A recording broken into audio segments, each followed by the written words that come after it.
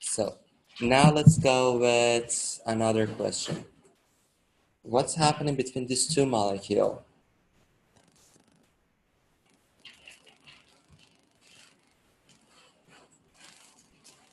So today is Niso's birthday and she did not show up. Go on like on the WhatsApp and just everyone say happy birthday. At the same exact time. Yes, at the break. I'm gonna teach her a lesson.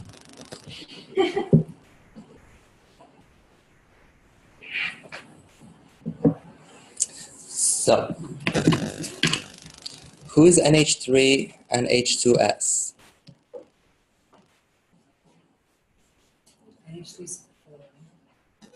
So, if you draw the NH3, we know nitrogen is group 5. It has 5 electrons, so 1, 2, 3, 4, 5, right? It's connected to 3 HOR, right? So, this molecule is definitely going to be polar. Why? Because the nitrogen is more electronegative, right? This guy is going to become negative. So it has 2 different atoms. First, the second thing is, you remember your central atom has a beautiful shiny pair of? Good. So because this molecule has a pair of balls, it's not going to have symmetry. Therefore, it's polar. And we said this molecule is a special type of being polar, right? You remember anytime we have a HOR connected to her phone, right? Fluorine, oxygen, nitrogen is going to make a hydrogen bond, right? So because you have a nitrogen connected to hydrogen, not only it's polar, right? It's also able to produce hydrogen bond. You good? You should.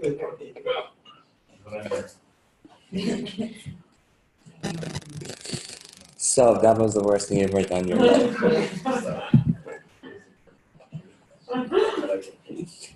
Michael takes a role with himself, like every time he leaves the room. So now this molecule is also prone to make a hydrogen bond, right? So now let's look at the H2S. Who's H2S? Sulfate's group 6, right? 1, 2, 3, 4, 5, 6. It's connected to 2 hydrogen. Because sulfate and hydrogen is going to have a different electronegativity, right? This guy is going to become more negative. So it's going to have a polar bond. And because it has a pair of balls, right, and the central atom is going to be asymmetrical, therefore this molecule is going to become polar. So we're definitely going to make a dipole-dipole force. We're definitely going to make a London dispersion. You remember London dispersion always exists by default. So now the question is, are we going to have a hydrogen bond too or no? Yeah. No, we are not going to have a hydrogen bond. In order to have a hydrogen bond, you have to have 2 molecules with a phone, right? Or you need to have a molecule that's going to be a hydrogen bond acceptor. And we said only the molecule that they're hydrogen bond acceptant, they're usually like a ketone that's conjugated, right?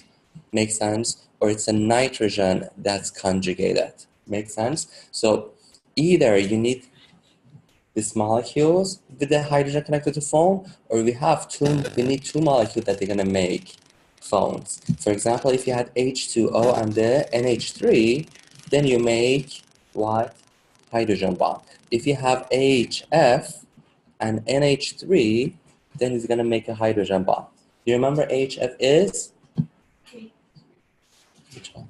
So just HF is not hydrogen bond. No, the HF with NH3 would make a hydrogen bond. HF alone is not. HF with itself also is going to make hydrogen bond. But if they ask you specifically, let's say HF and H2S, right? This is not going to do it. Makes sense? Because this H2S is not able to produce a hydrogen bond. Make sense? Oh, you're saying with each other? Yes. Okay, I see. Yes. Both have to be. Both has to be able to make a hydrogen bond, or one of them has to be a hydrogen bond acceptor. Make sense? Good? So what would a hydrogen bond acceptor, you said the ketone, right? Yes, not the ketone alone, the ketone that's usually make a conjugated situation. For example, the ketone that's conjugated with nitrogen or nitrogen that's conjugated with another nitrogen. Make sense? Good? How do you feel? So let's go further.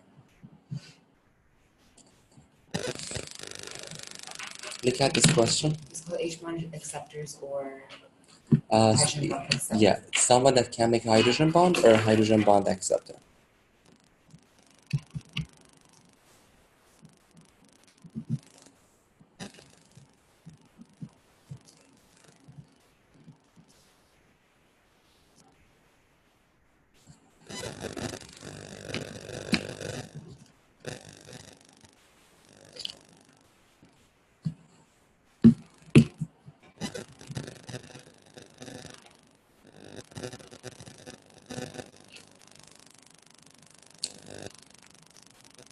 So, what are we going with? B, D. D. So, between the dipole moment and the molecular mass, which one is more important? Dipole moment. So, dipole moment is going to cause polarity, right? Dipole moment is going to give you dipole, right? The more polar you are going to be, the stronger dipole moment you're going to have, or dipole intermolecular force you're going to have. Make sense? Good. If you did not have dipole moment, or if you had two molecules with the same dipole moment, then we would look at the molecular mass, right? The molecular mass is just going to, you remember the molecular weight goes up. What's going to happen? The people, they're going to stick to each other more. Why? Because the London dispersion is going to go up, right? You remember, as the molecule is going to become bigger, the electron cloud around it, right, it's going to take him a longer time to travel, so it's going to have a more of a negative and positive charge. Make sense? But the London dispersion was a very shitty type of IMF. Make sense? So what we're going to go first? First, we're going to go with the dipole moment, right? After we are done, if you are between two molecules with the same dipole moment, then we're going to go with molecular mass. Good? So definitely you want to go with the highest dipole moment. Who is the highest dipole moment? Good. So can you draw E and D?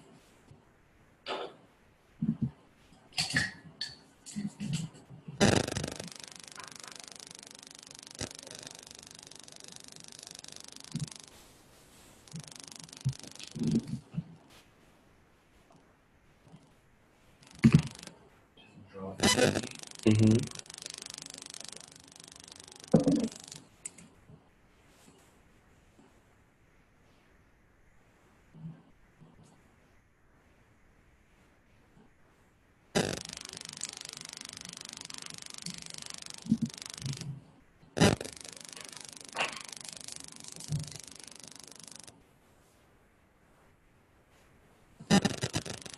Righty. So the CH3CN is going to be CH3, right? Is connected to what? A carbon. This carbon is connected to a nitrogen.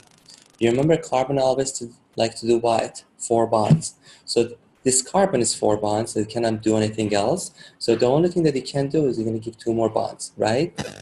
So CH3CN is going to look like this, right? Makes sense? So what is the shape of this molecule? It's going to be a linear. And what's going on here? The angle here is going to become 180, right? And if you remember, do you remember about the domain? What are domains? Domains are going to be sigma bond or pair of electron. So if they ask you how many domain the central carbon has, the domain is sigma bond and pair of electron. Never count the pi bond or double bond or triple bond as the domain, right? So because of that, you're going to look at this carbon, you're going to say, yo, this carbon has 1 domain, and it has 2 domain. Make sense? So 1 domain on each side. If you only have 2 domain, your hybridization is going to become what? You need only something that's going to add up to 2. So it's going to be SP. Okay, if it was 3, it would be SP2. If it was 4, it would become SP3. Make sense? So the hybridization of this carbon would be SP. So remember, always, always, always, SP hybridization is going to be fucking flat. Okay, it's going to be so linear, and the angle between is going to be 180. Good? For example, CO2, right, is linear. Again, this carbon has only 2 domain. 2 domain correspond to SP. Makes sense? And because it's corresponding to SP, what's going to happen to it? It's going to become linear. Make sense? Good? So I have a question with the single and the triple bond. It's We always count the single bonds. Okay? So you remember double bond is made out of 1 pi bond then and 1 sigma. okay, that's Triple bond is made out of 1 sigma and 2 pi. Make sense? I know it's hard for you to see the red. So overall, do they want us looking if, like, because with the Vesper theory, you can look with the electron pairs, or you can look without for like the 2 different ways. So one of them is the structure of the molecule, the other one is just the structure of, they call one of them is the molecular, yeah, one of them is molecular geometry, the other one is, I don't remember the name. But when they ask for the shape, you have to actually think about the pair of electrons as well. Okay. Good? Comes to me, I'm going to tell you. So The not the molecular geometry, the other one. yes, we'll look at the pair of electron for the shape. So the domain of the carbon all the way on the left of C. This one, Yeah, so it Be- has, 4. yes, because it has hydrogen, hydrogen, hydrogen, it has 1 sigma, 2 sigma, 3 sigma, 4 sigma. So it has 4 domain. 4 domain is going to correspond to sp3. Makes sense? You need 4 things. So it's going to be tetrahedral. I'm going to talk about the shapes. I just want to warm you up to it. Make sense? Good. Can you draw the D? So how does the D looks like? So it's going to be a carbon, right? A CH3 connected to a carbon. This carbon is connected to oxygen and it's connected to hydrogen.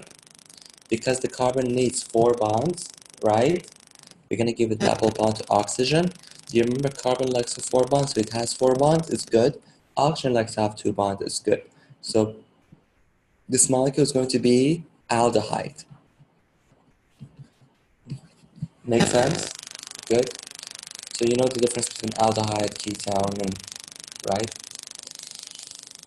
So let's go. so aldehyde is the shape. No, the aldehyde is the functional group. Yeah. The shape is going to be, you're going to say it has 1 domain here, 2 domain, 3 domain. 3 domain is going to correspond to sp2, right? Good. sp2 hybridization, I'm going to teach you, it's going to be good. sp2 can have different shapes, we're going to talk about them. There's 3 segments of this. 3 segments of 3 domain. Yes. sp2 because 1s and 2 p's. Good job. He told me of the methyl instead of the hydrogen. Not necessarily methyl, it's just Or not like going to be C hydrogen. something. Yes. Or an R. Yes. Yes. Wait, Good. so isn't that's not tetrahedral then? It's trigonal. This is going to be trigonal planar. Good. So it's 3 domains.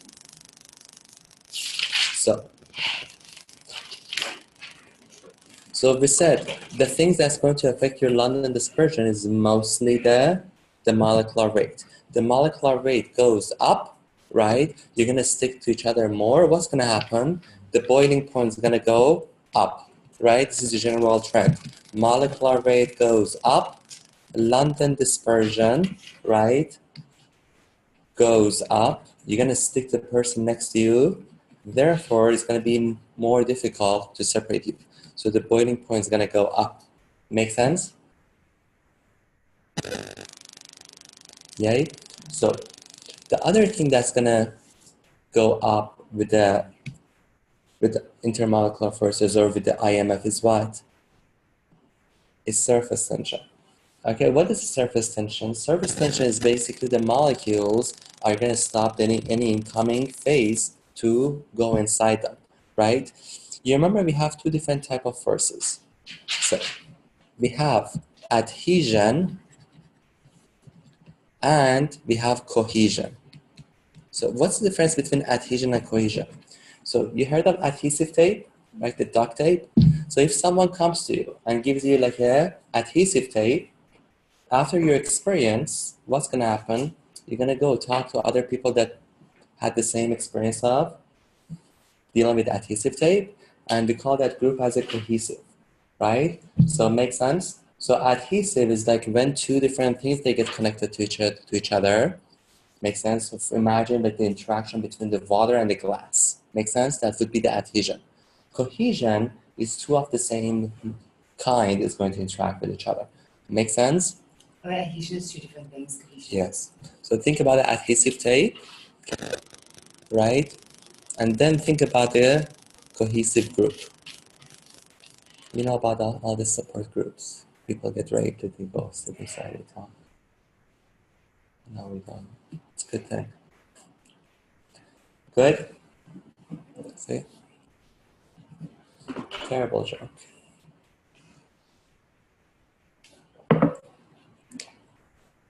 What did you say surface tension is? Stacks So- becoming phases from here? So surface tension is basically all the molecules, they're gonna stick to each other and they're gonna stop any incoming phase or any incoming other things to enter them. Make sense? Good. So one other thing I want to know is the difference between the adhesion and cohesion. If you look at the water inside the test tube, the water is gonna stick like this, right? Why? Because what is the glass is made out?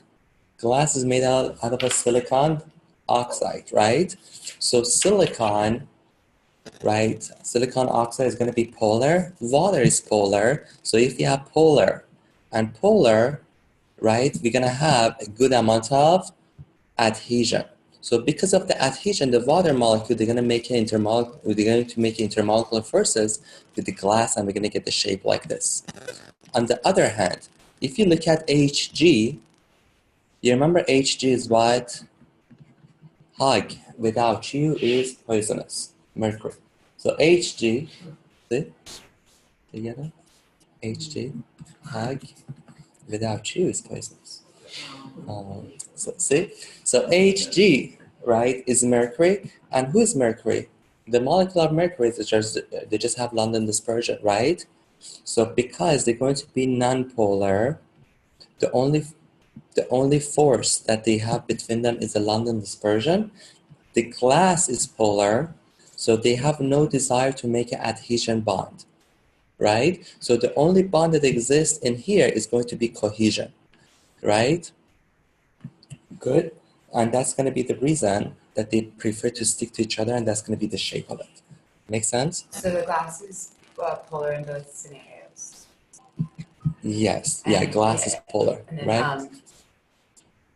so because it's the containers are different, the mercury, you're saying the mercury is The mercury itself, right? showing cohesion because it will want to stick to its. Yes, because the only bond between them is a nonpolar, and it's going to be London dispersion, right? The London dispersion is going to be stronger rather than just doing bonds with a polar. You remember like dissolves like, right? You always want to go with your own kind. That makes a really bad joke for interracial, situation. Good. Yeah. So again, the IMF goes up, the surface tension goes up, right? The more you get connected to your neighbor, right, the less likely some other people can come between you. Make sense? Good. The other thing that we can talk about here is Yeah. So we're just talking about IMF or van der Waals? So in general, as the IMF goes up, it doesn't matter which kind of IMF you have, right? The London dispersion, as the IMF goes up, the boiling point goes up, the surface tension goes up, also viscosity goes up. Make sense? So what is viscosity? Viscosity is the resistance to flow. Make sense? So viscosity is resistance to flow. So if you have a fluid, right, if it's going to be more difficult to move, we're going to say it's going to be more viscous. Make sense? Good. So more viscous is going to be the more difficult to move. So as the IMF goes up, viscosity goes up. Make sense? So if you look at this molecule, right? You remember if you just have a carbon chain, the only force that's going to be between the carbon chain is what? Is London dispersion. Why? Because we said carbon and carbon has no polarity. They have the same electronegativity. And also we said hydrogen and the carbon, they have almost same electronegativity. So anytime you have a carbon chain, the only possible force that you can have between them is what? Is London dispersion. So as the molecule, as the carbon chain is going to grow, what's going to happen? The London dispersion is going to grow, right? So as the molecule is going to grow, the London dispersion is going to grow, into your intermolecular force is going to flow. And what's going to happen? We're going to see the viscosity is going to increase. Think about your gases. For example, CH4 is a gas, right? Make sense? On the other hand, when the molecule becomes very big, right? When we are, let's say, C20, right? H something, right? This molecule is going to become either liquid or gas. Make sense? Good. Why? Because as the intermolecular forces goes up, they're going to stick to each other more, right? Therefore, they don't even going to be in the gas. They're going to become liquid or they're going to become solid. Make sense? Good. So if you talk about the viscosity, who's more viscous? Ketchup or water? They know their food. What was the definition you gave for viscosity was resistance to Flow. Good. It's basically just thickness, no? Is that what's It's like honey. Yes. Yeah, like syrup or yeah. something? I always like no, like this isn't more viscous than that, but I like never can say like I just say thicker. Now go home and try them out. So, one other fun thing. So, how can you make a molecule? How can you make a solution less viscous? By giving it temperature, right? What is the temperature is going to do? It's going to break down the intermolecular forces, and therefore the molecule is going to become, it's going to flow easier, right? It's going to become less viscous. Make sense? So, if you look at the unit of viscosity, the unit for viscosity is kilogram per meter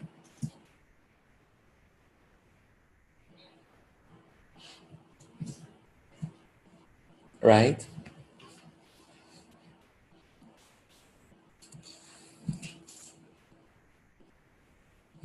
So, ready? Ready to go. So, It's kilogram per meter times second. So, I'm gonna come back to it a little bit later to just talk about like why the unit is like that. So, ready? You're with me? So, you remember as you give heat, what's gonna happen? The intermolecular forces, the IMF is going to break, and then you're gonna have more freedom, right? You can't go from let's say solid to liquid, okay? Or you can go from liquid to gas. So you have to know the naming. Okay, they're stupid, but you have to know them. So solid to liquid is melting, right? Liquid to freezing is going to be, liquid to solid is going to be freezing. So if you're going up, you have to give heat, right? Yes. So for example, if you go from solid to liquid, you have to give heat. If you're going from liquid to gas, right, you have to also give heat. But one thing you notice is, first thing we're going to call this one, the amount of heat per kilogram, or the amount of heat per moles, we call them as a delta H of let's say vaporization. Or we're going to call, if we give a negative sign to delta H of vaporization, we call them as a delta H of condensation. So the delta H of vaporization and condensation is the same thing, just one of them is positive, the other one is negative. Make sense? Good. So if you have to give the heat, right, it's going to be positive. You're going to release the heat, it's going to be negative, and it's going to be same value. Good. Now, we call the delta H of meltation, because it sounds funny, we call them as a delta H of fusion.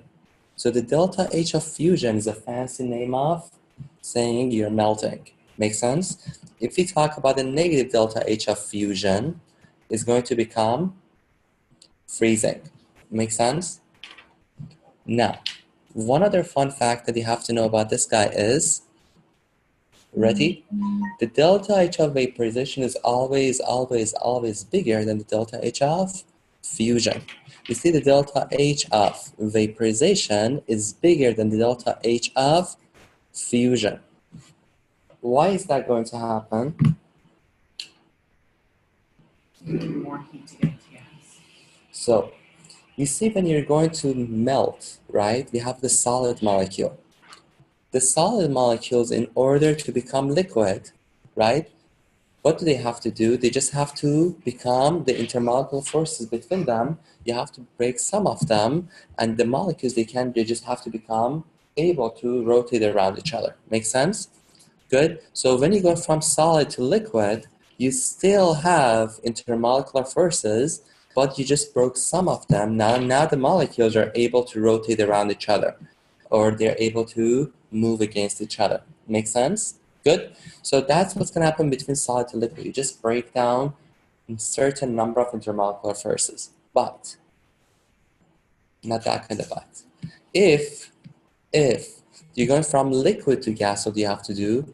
You have to break down every single intermolecular forces between your molecules. So what you're going to notice is, you're going to see that all the intermolecular forces are going to break. Why? Because when you make a gas, you're going to see one molecule is going to be here, one molecule is going to go to, I don't know, Bushwick. Make sense? Good. So they are not going to have any more intermolecular forces. That's the reason the delta H of vaporization is always going to be bigger. Bigger is,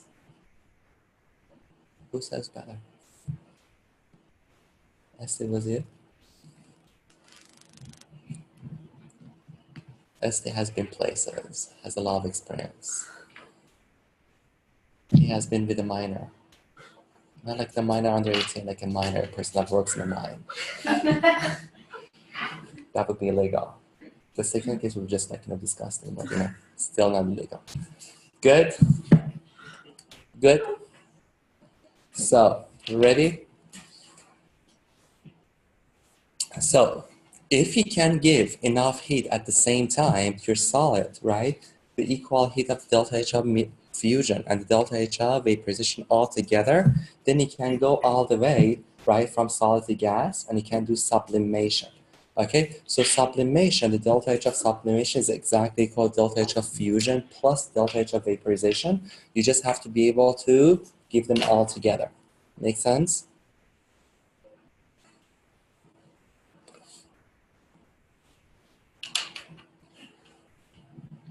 Can you repeat the last? So the delta H of sublimation is equal to delta H of melt fusion plus the delta H of vaporization. Good, you just have to give it all together. Make sense? So don't forget, the terminology is important. If you don't, sometimes they're just freestanding questions. If you just know the terms, you can get the question and just move on. Good. Make jokes out of it. Say it's like the position is like depositing something, the gas, right? You know what the condensation is, right? In the summer, you have a cold water, you're going to see like there are gas thing on top of it, and it's going to turn liquid. Good? Yay? So, now, ready? This is going to be a lot of fun. So, imagine you have ice.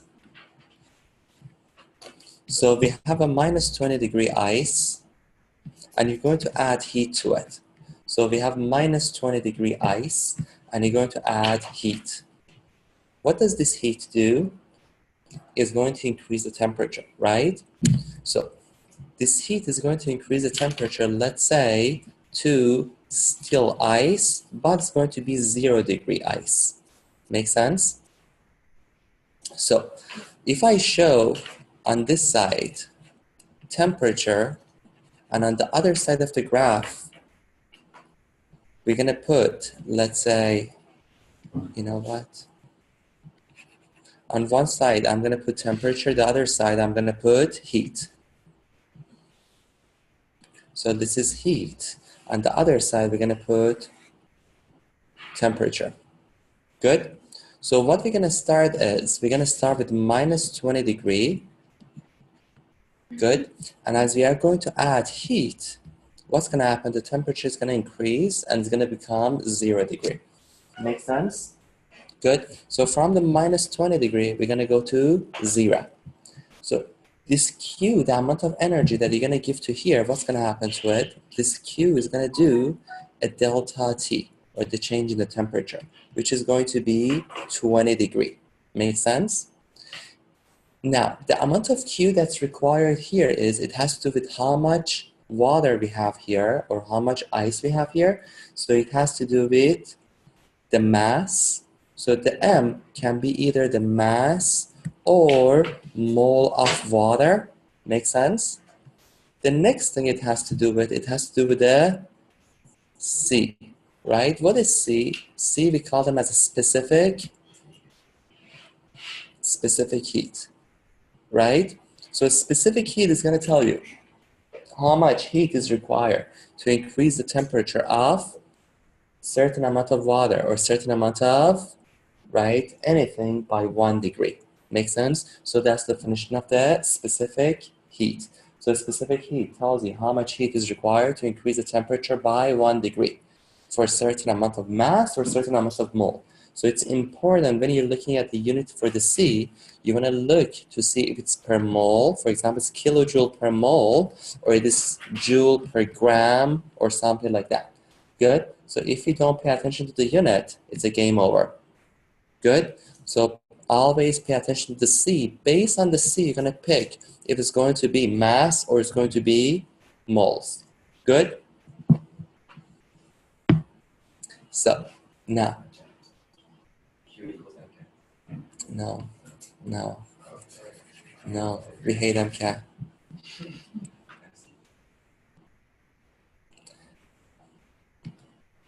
What is Q called again? Q is heat. Right? The amount of heat that you're going to give to this guy. Good? So, you said it could be in grams or moles, but C will tell you that. Yes. I totally aware that the Q is equal to MCAT. But we are not fan of MCAT. MCAT is a monopoly test. See? It is a monopoly test. Like SAT as a competitor has an ACT. No, seriously. They can't charge whatever they want and they can do what the shit they want to do because there is no one else standing on their way. So, after you're done, we're going to tackle it. So, ready? So, ready? So, we talked about what's going to happen here. We're going to give Q is equal to MC delta T. Good? Yay? So, the temperature is going to increase to 0 degree. Now, if I add more heat, what's going to happen to it? So, it's going to turn out to water, right? But the temperature of the water is going to stay 0 degree till the last drop of ice is going to melt. Make sense? So here, the temperature is going to stay the same, right? And the temperature is not going to increase, right? Till the last drop of ice is going to melt inside it. So as long as you have ice water, the temperature is going to stay at 0 degree. So the Q that you're going to give here is what? It has to do with how much water we have, right? And it has to do with the delta H of fusion. Make sense? You remember the delta H of fusion is going to tell you how much heat is required to melt like 1 mole or 1 kilogram of something. Make sense? Again, like before, this M can be either mole or mass, and you have to look at the unit of delta H. What does that say, delta H what? So Q is equal to M delta H. Good? Now,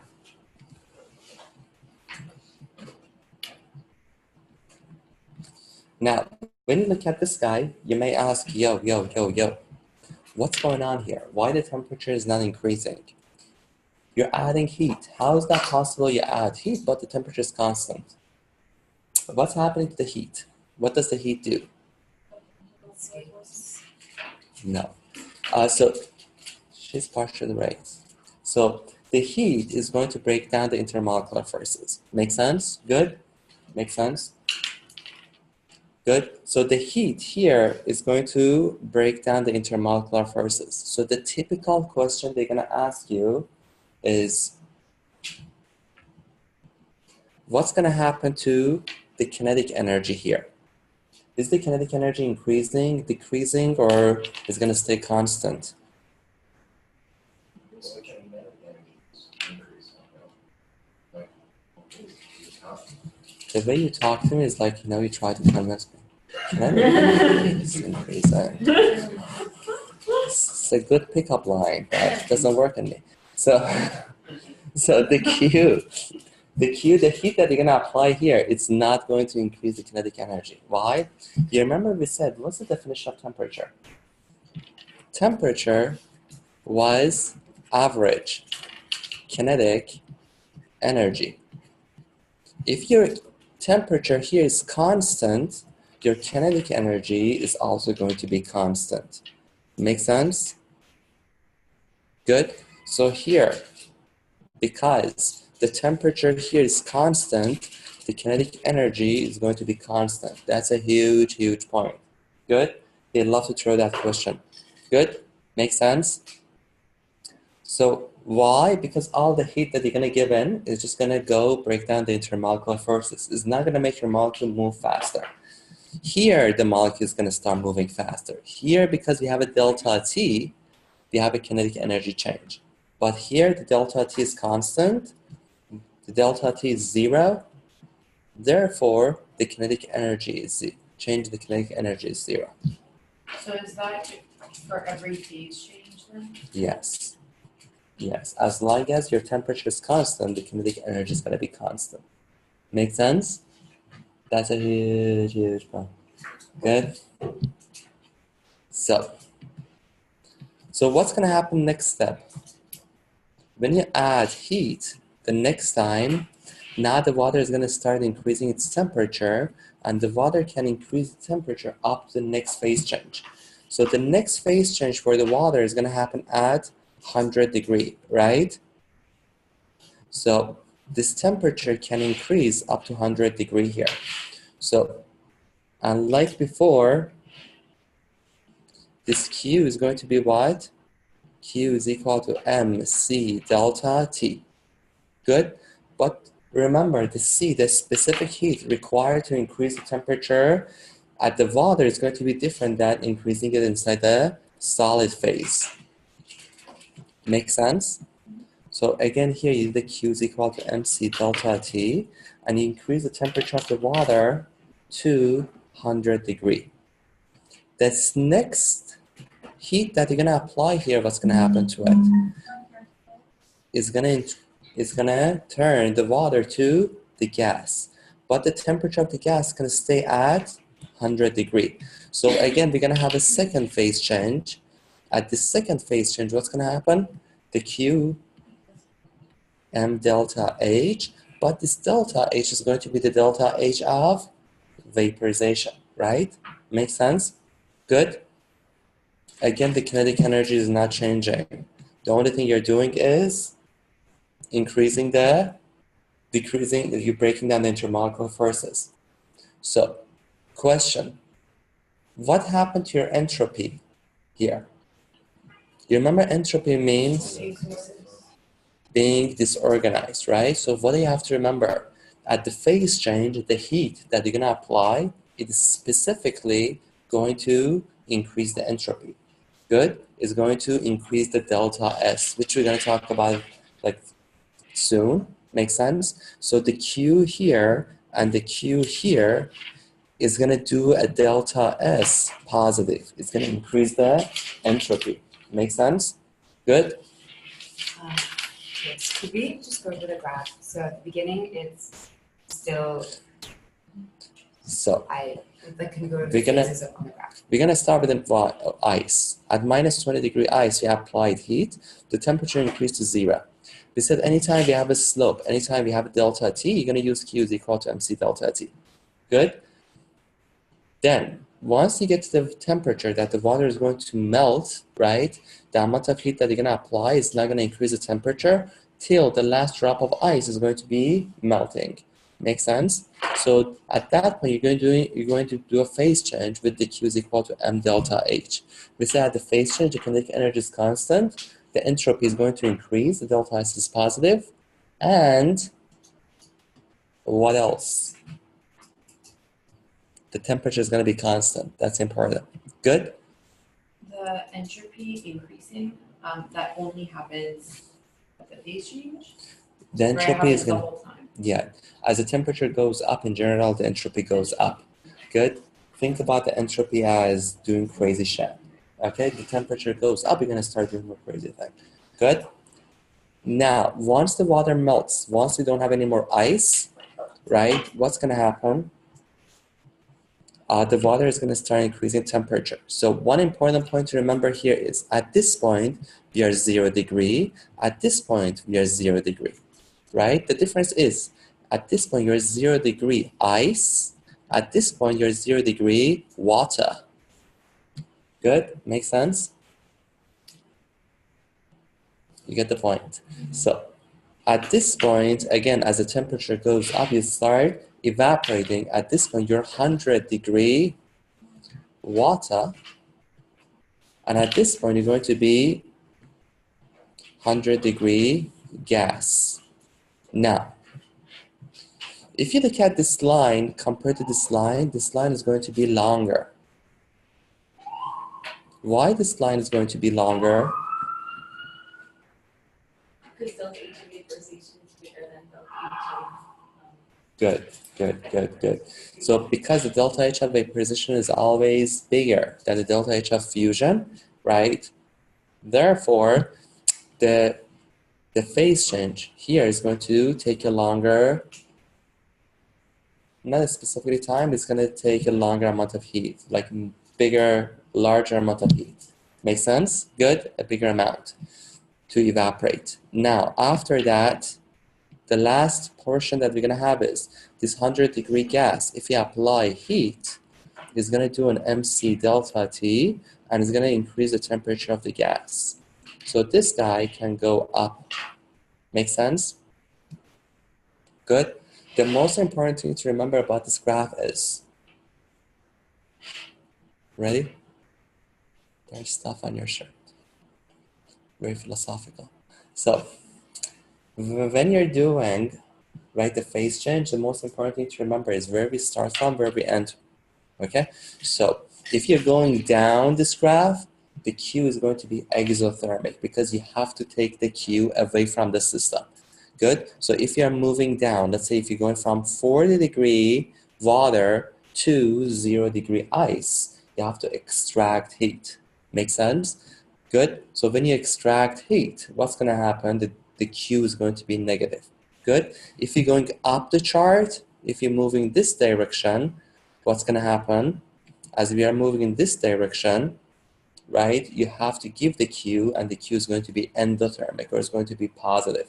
Make sense? Good. So if you're going down, you're always going to put a negative charge, negative sign next to your formula. Good? You get the point? If you're cooling, if you're getting warmer, Q's positive. Yes. If you're applying, not you getting warmer, Right. if you're making the system warmer. Make sense? If you're getting warmer, the system is getting cooler. Good? Okay, so for the second horizontal part, that's when If you're doing phase change, we're gonna turn, gas. yes. And then, We're gonna have another Q is equal to MC delta T, which is going to be for the gas. oh, so, okay, that's just the gas phase. Yes. Make sense? Good. Enthalpy is, yeah, we're gonna talk about entropy and enthalpy soon. Good. So let's do a couple of questions.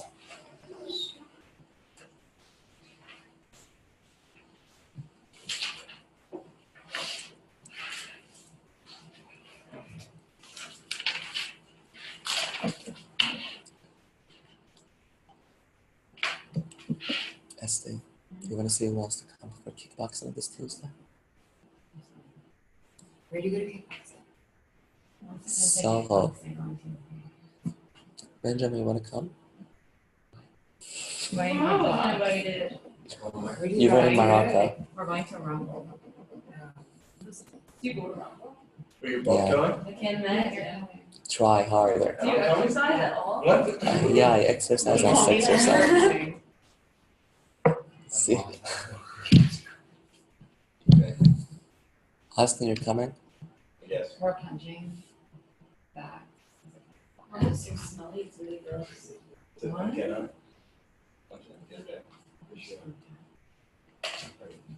I love punching. So this Tuesday night, everyone wants to come to Rumble. We're gonna go kickboxing. Yeah, the reason we can't have Wednesday MCAT is because. You're welcome. I called it that. I thought it was Are you gonna make everyone delete their Snapchats today? That's what I said last time. I also Snapchat, Instagram, Facebook, everything's No, gone. it's I have really no gone. connections That's with so anybody in the world. I know, and last week I was the only one who did it. No, I did it, and then I took it back. That's terrible. Disgrace. Terrible. I had no friends. So upset. She also has RedTube. So you need to give us some more information. Bed. Yeah, you're giving us the same, man. But also we need it. I just want to show me the chart. How's it gonna look like? Oh, Okay. Where do we start from? Where do we end? Negative y-axis. So as soon as you have this guy, draw this your chart. Show where we're gonna start from, where we're gonna end. Good. So this is going to be 0 and this is going to be 100. If we talk about water, if it's not water, you have to pay attention what's going to be at what temperature you're going to melt, at what temperature you're going to vaporize. Make sense? Good. So here the Q is equal to, you start at the -14, so you're gonna start somewhere here, right? And you're gonna go to 77 here. So you're gonna do 3 calculations. First, you're gonna do this calculation, then this calculation, then another calculation going up. So these 2 calculations are going to be Q is equal to MC delta T. This one is going to be MC delta T. And then the top portion is going to become Q is equal to M delta H, right? The first delta T is going from -14, why it's moving? Going from the -14 to 0, so it's going to become 14 degree. Good. So you remember final minus initial. Your final is 0. Your initial was 14 minus 14. So your delta temperature is going to become 14. And here the delta T is going to be 77. Good. And here we're going to have Q is equal to M delta H. So the total heat that you need is going to be, the total heat is going to become Q1 plus Q2 plus Q3. Good? Makes sense? Good? So that's how we're going to go about this guy. Good? You get it? The most important thing I want to recognize from this kind of question is where we're going to start from, where we're going to end. Yay? So let's do one more.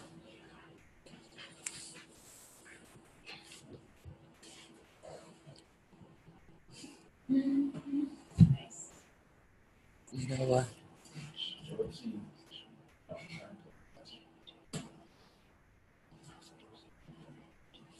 I don't care about the calculation. I just wanted to know how to do it. Okay. Good? Yay or nay? The other thing I want to pay attention here is the Q, the specific heat of solid and the specific heat of the solid water, ice, and the liquid is going to be different. Good? So the specific heat of solid is going to be less than the specific heat of the liquid. Good? Is there a typo? It's solid. So this is the specific heat of the solid, which is ice. This is the specific heat of water. Do we have to memorize the specific heat of it? No. So No. it's solid is smaller. Yes. Is that always the trend? That's the general trend.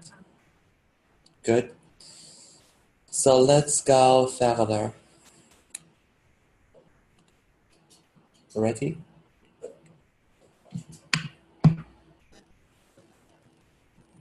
So do another one.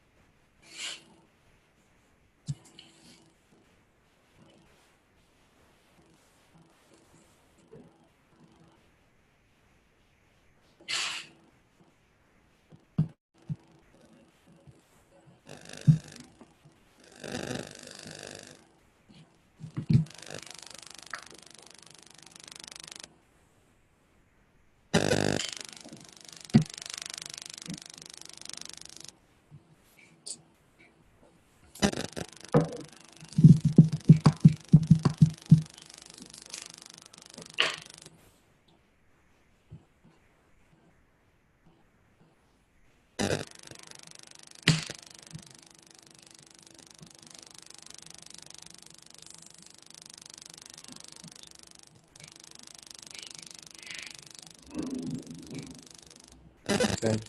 Show the arrows. It's not gonna go down there. It does, No. because it doesn't have to hit, it has to go a little bit below zero. Once it hits zero, everything hits. Yes. So, yes. So let me show you. If you look at the temperature, right, and the heated added heat on this side, so where are we starting from? This is 0, this is 100, right? We're going to start at 34, and I want to go to ice. So we're going to go down this time, right? So you see at this point, you're 0 degree, what you call it, water, which is liquid. At this point, you're going to be 0 degree ice, which is going to be solid. Make sense? When you're going to freeze it, you just have to go down to here, then go to here. You don't need to go any further. Make sense? So here we're just gonna have two calculations. We're gonna have Q1 plus Q2. This Q1 here is going to be MC delta H. Don't forget, because you're gonna go down, you have to extract the heat. So it's gonna be negative. And here, when you're going down, we're going to do Q is equal to M delta H of fusion. But because you're going the opposite direction of the fusion, this Q is going to become M minus delta H of fusion, right? Good. So the whole Q has to become basically negative. Good. But one other thing. The most important thing to remember is majority of the time the Q that you can calculate, one of them is joule, the other one is kilojoule. Majority of the time, the delta H that they're going to give you is in kilojoule, and the C that they're going to give you is in joule. Then you have to make sure you convert one of them to the other one and have everything in joule or kilojoule. Make sense? Yes. 1 kilo is equal to 1,000. Right? So whatever direction you move, just remember this. Good?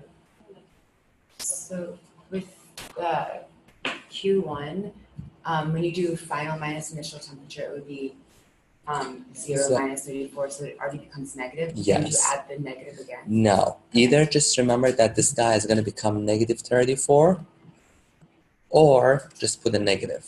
Good, either or. Don't do both of them. The best thing you can do for this kind of question is just like first think about it. Am I going to add here or heat, or I'm just going to take it away?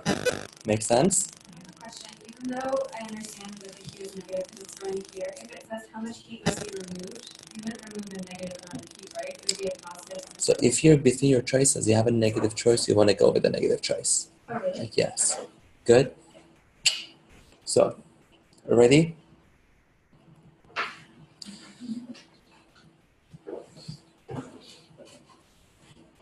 So, let's do another one.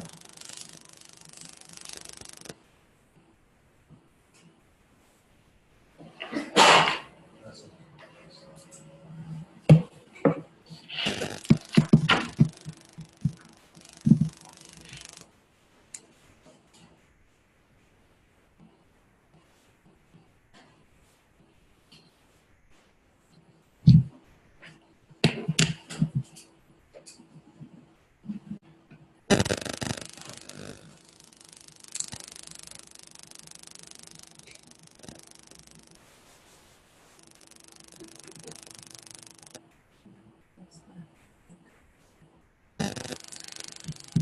Heat of capacity. Okay. Let's see. For the ice is 4, for the C of the water is 2. No, the other is C of the ice is 2, C of the water is 4, right? So, Who wants to try that? just draw it out. If you start at 13 gram of ice cube, right, at 0 degree, how much is needed to completely boil it? So how many calculation we need to do here? So where do we start from? Do we start from here or here? 0, the left. So here, right? Because have a 0 degree ice and you want to completely boil it, right? If you want to completely boil it, it means what? You don't want to just get the water at 100 degree. You want to boil it to gas, right? So we're going to here. So first, you're going to move this direction, then you're going to go up, then you're going to go one more step. Make sense? So the Q is equal to M delta H of fusion. Q is equal to MC delta T, and the Q is equal to M delta H of vaporization. What is the delta T? This delta T is going free from 0 to 100, right? Therefore, is 100. Make sense? Good? Loving it?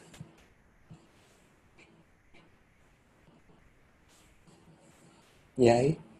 So that's literally the most important thing that they're gonna tell you. So let's go forward. If it says bring to boiling, you would have to do the last step. Bring it to the boiling? No. No. So now, the next thing we're gonna talk about is the phase diagram.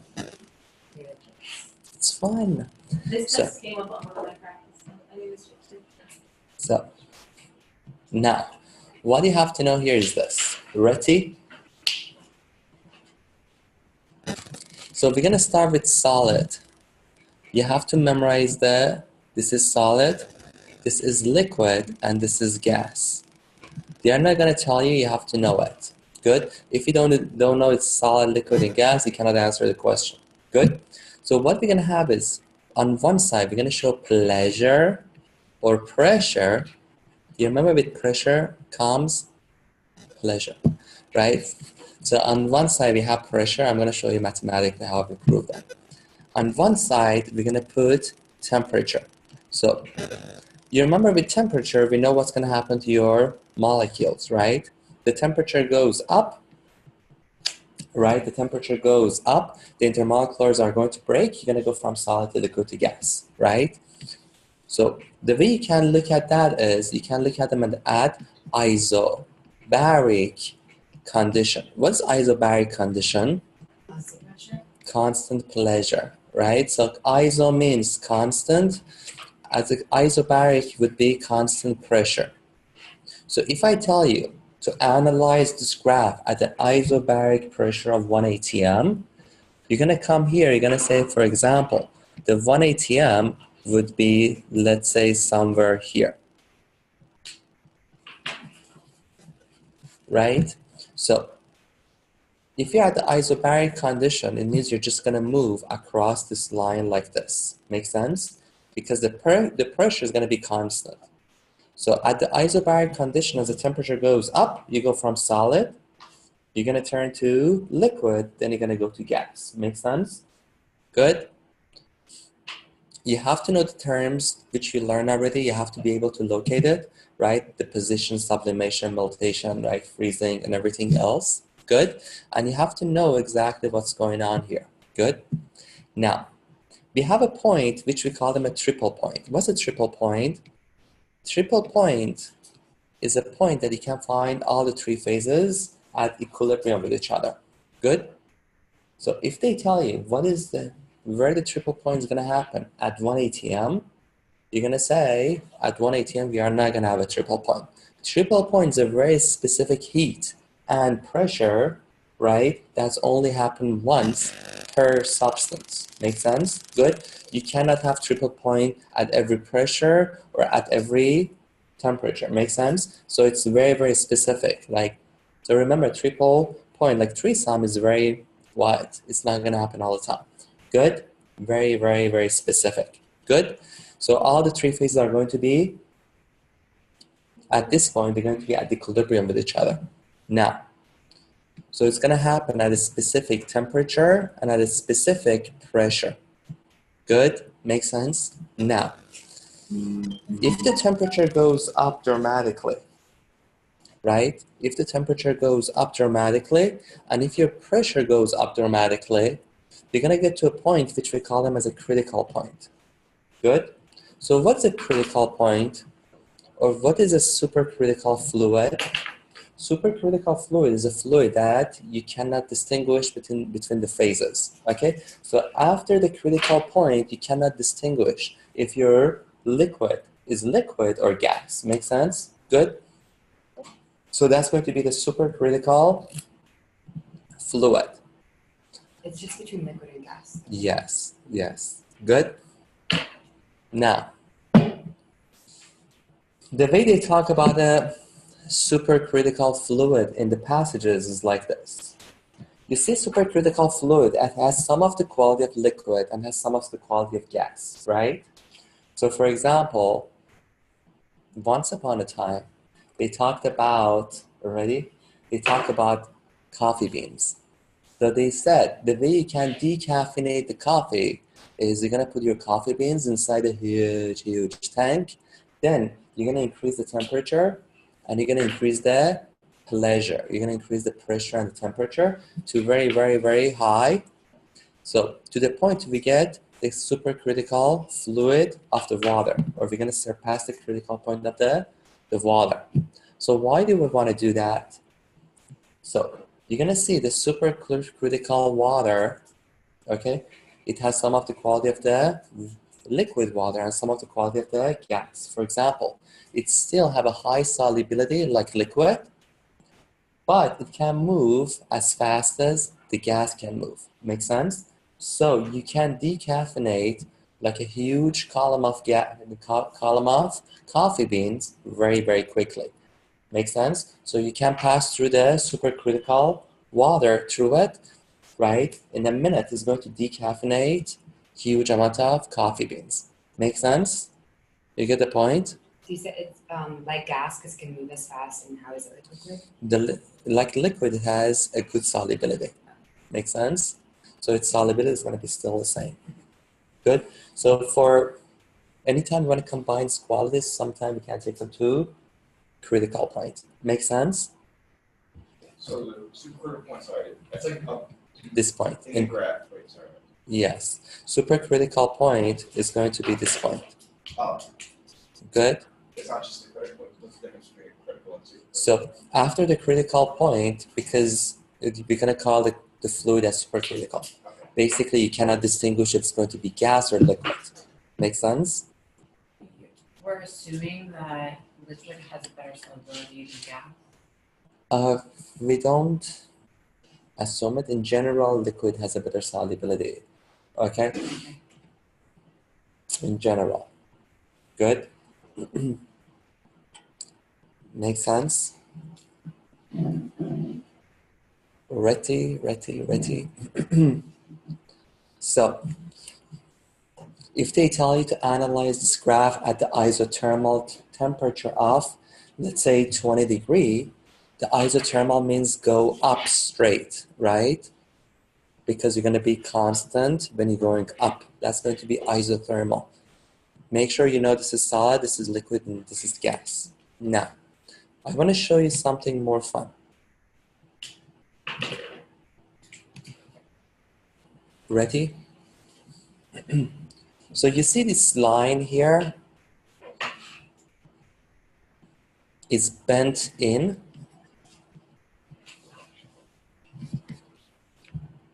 If you look at this guy, this line here is bent out. Good? So in, out, in, out, in, out, in, out. So this is the major difference between water and other molecules. Only for water, this line is going to bend out. Make sense? No other molecule is going to have this kind of graph, right? For example, this is CO2, which is going to bend in. Make sense, this line? On the other hand, for the water, it's going to bend out. Make sense? Major difference. Good?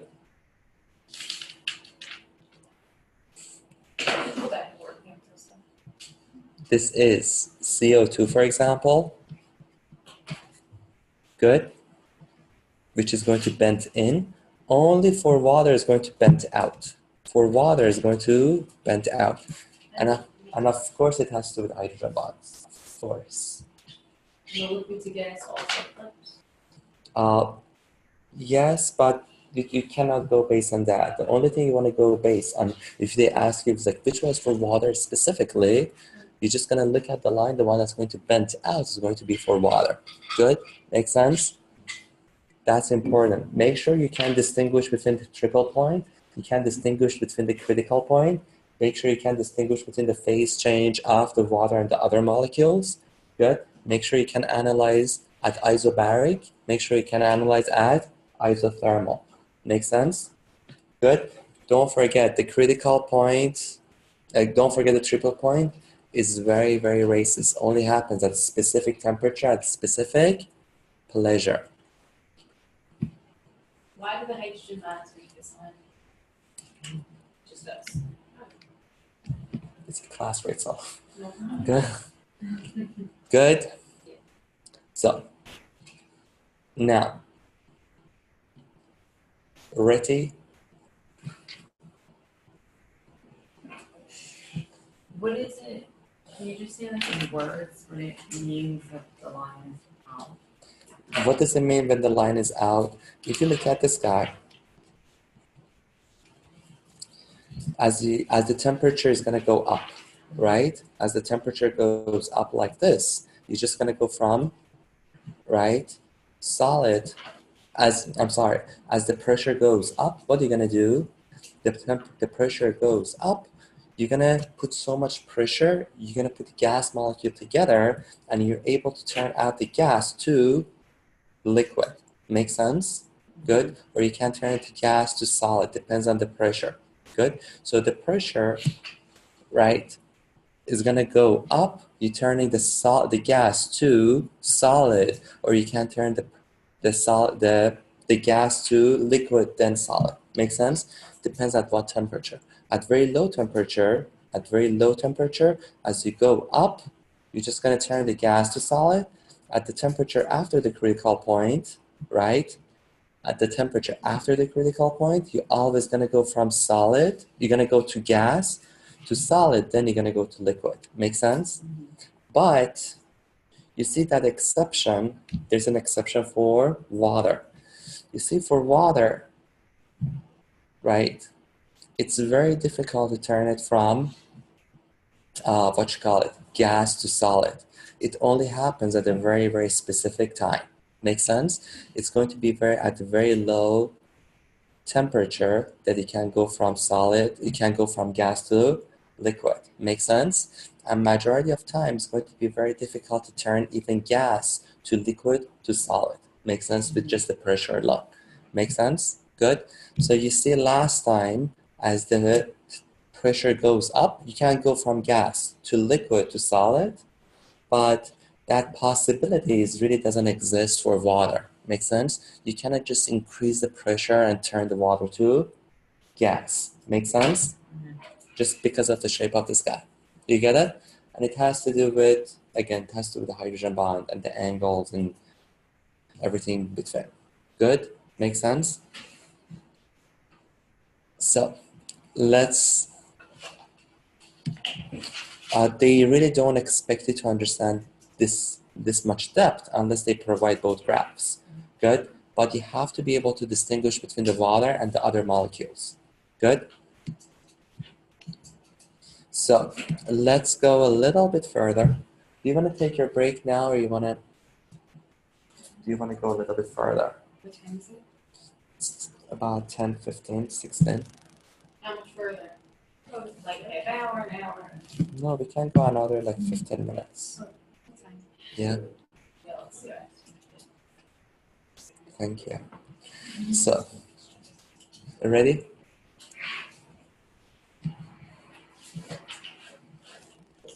This week, one of the students texted me like out of nowhere. It's like, I'm watching the video and just like, we got lost in joy. And it made me cry in the middle of the library. I guess it was Kinetic. So, ready? So, let's talk about vapor pressure. What's the vapor pressure? So, ready? So imagine we have a closed dish and we have water inside it, right? Good. So if you look at the surface of this water, you're going to see there's certain gas molecule on top of the surface. Good. You're going to see at any temperature there's going to be an equilibrium between the liquid phase and the gas phase of the molecule like this.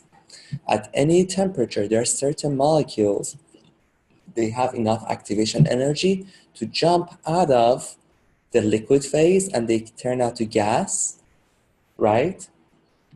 And once in a while, one of these molecules that they jump out is going to collide to another molecule, and that molecule is going to decrease its energy and it's going to go back to the liquid phase.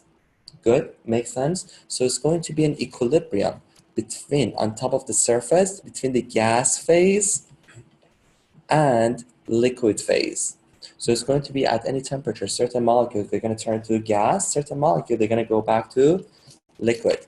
So when the rate of going forward is equal to the rate of the going backward, basically the equilibrium establishes. And we're going to say that we have certain vapor pressure which causes by the same molecule inside the liquid. Make sense? Good? You with me? So vapor pressure is what? If you look at very close to the surface of the liquid, there are certain molecules on top of it. Make sense? And that phase, we call them as a vapor pressure. Good? So now, as the vapor pressure goes up, we're going to call that molecule as being more volatile.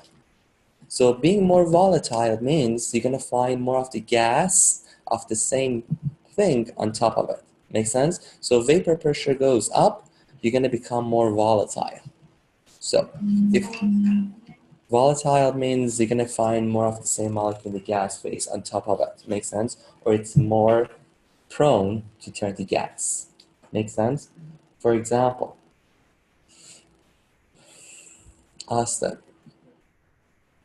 So what happens when you leave your acetone open? See your nail polish remover. So you're right. I don't know. It seems you have experience with that. So, see? It seems you had that, time of your life that you went to Dwayne Reed and just tried it with like nail Yeah, polish. first one I MCAT, I think I cheated on that. So, what you have to know is, if you leave your nail polish remover open, right? What's the nail polish remover? It's an acetone, right? This is the acetone.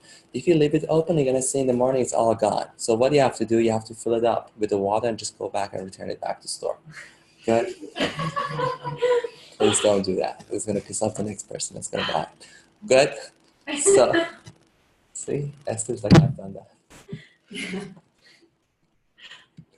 So, acetone is very volatile. What does it mean? It has high vapor pressure. Why? Because if you look at the acetone, the only bond between two acetone is what? You see, this acetone is going to have a dipole moment like this. The oxygen is going to be electronegative, and you see the anus of the ketone is going to be positive. Good? So when we have acetone solution, the only thing they can do is they're going to do ATM. So you see this head is going to be negative, is going to touch, right, the touchy of the other ketone, which is going to make intermolecular forces, and this type of intermolecular forces is what? Is going to be dipole-dipole, right? Make sense? So because this dipole-dipole is not so strong to keep the two acetones next to each other inside the liquid, the acetones, they have a tendency to just jump out. Make sense? So as they jump out, we have more number of molecules of acetone on top. Therefore, the vapor pressure of acetone is going to be relatively higher to other molecules. For example, if you have a bucket of water, now the water molecules are going to do what? They have a lot of hydrogen bonding, right? And because the hydrogen bonding is much stronger than what you call it, like dipole-dipole, the H2O is not going to be as volatile, or the vapor pressure of the H2O is going to be less. Good? Make sense? So, you get the point? So, remember this. As intermolecular forces goes down, vapor pressure goes up. Good? So, intermolecular force is going to keep you and your friend stuck to each other. Make sense? So does that also relate to cohesion? Like if you say there's less cohesion in the ion? Less cohesion is going to become higher vapor pressure, yes. Good? Make sense? You're with me? So that's what's going on. The intermolecular forces goes down, right? The person next to you can just say adios and leaves, which is going to increase the vapor pressure, or we're going to say that molecule is more volatile. Make sense? Good? You get the point so far? Yay? So that's what's going on with vapor pressure. Good? How can you increase the vapor pressure? Good job. So the temperature goes up. You're going to start breaking down the IMF. So the IMF is going to go down. Therefore, the vapor pressure is going to go up. Make sense? I know one of you guys eventually going to make a machine called vapor pressure. It's going to be probably Michael. He becomes a doctor. He becomes a doctor after 30 years from now, just going to one day just gonna say, I'm going to make that machine. Good? Make sense? So,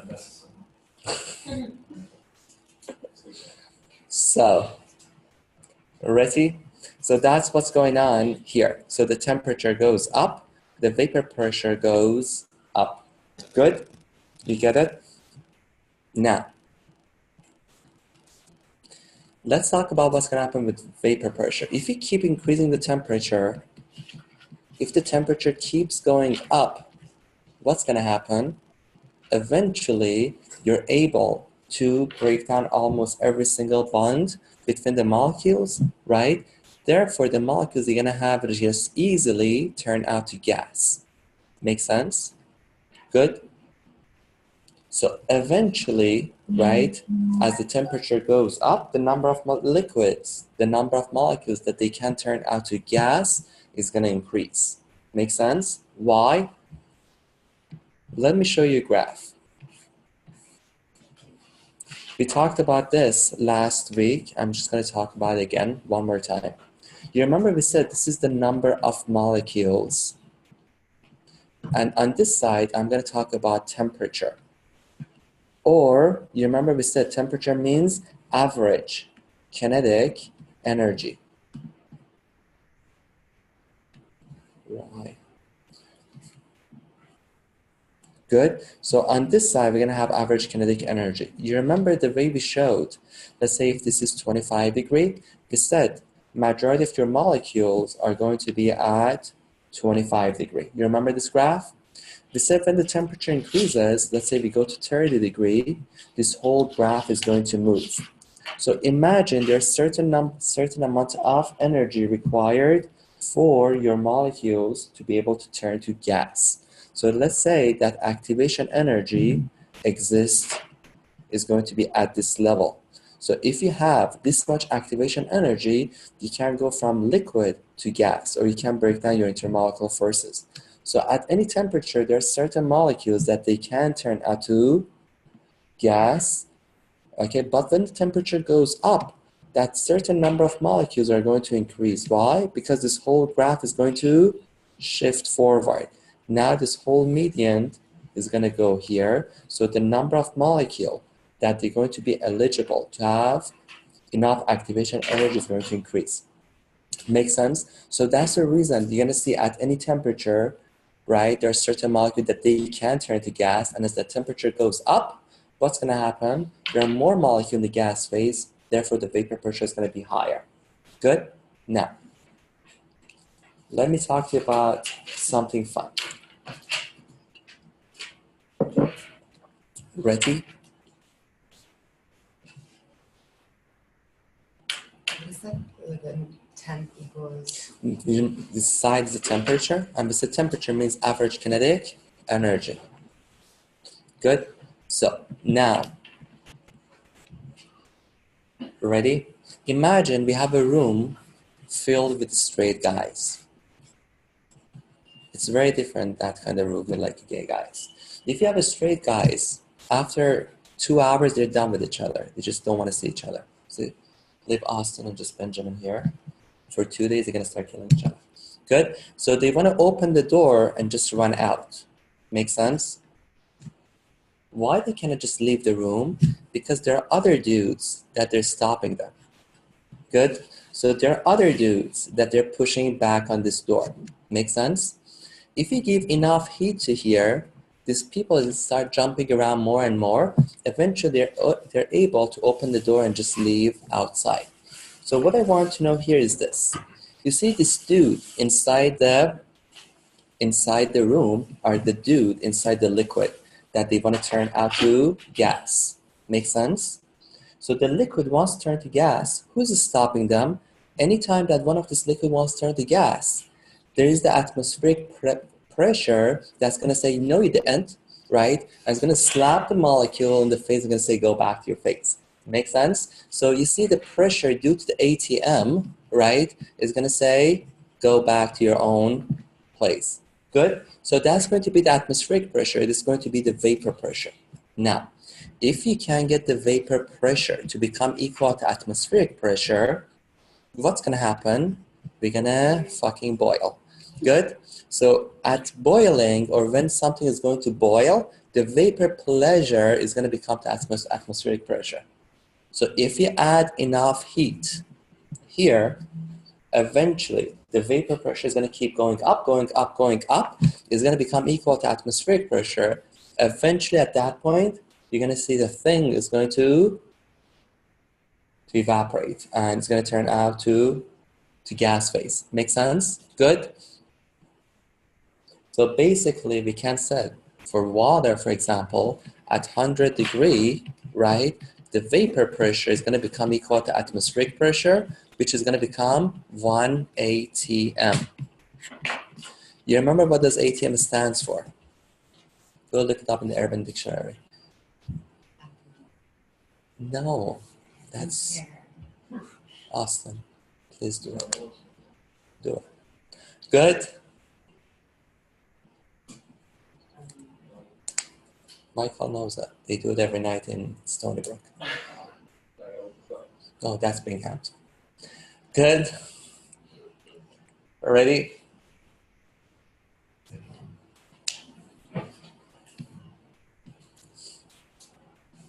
Yes? So that's what's going on. So the temperature, right? So what I want to remember is this. Vapor pressure is very much related to what? Boiling point. Good? So vapor pressure and the boiling point are related to each other. But think about it. As the vapor pressure goes up, right? It means the intermolecular force is going to go up. Make sense? It's going to go down. Make sense? Good? So if the IMF goes up, the vapor pressure goes down, but your boiling point is going to go up. Make sense? You get the point? So this is a major difference. Good? As you touch the person next to you, the person is not going to turn to gas phase. Therefore, you have to keep applying heat and heat and heat, right? Therefore, the boiling point is going to go up. Make sense?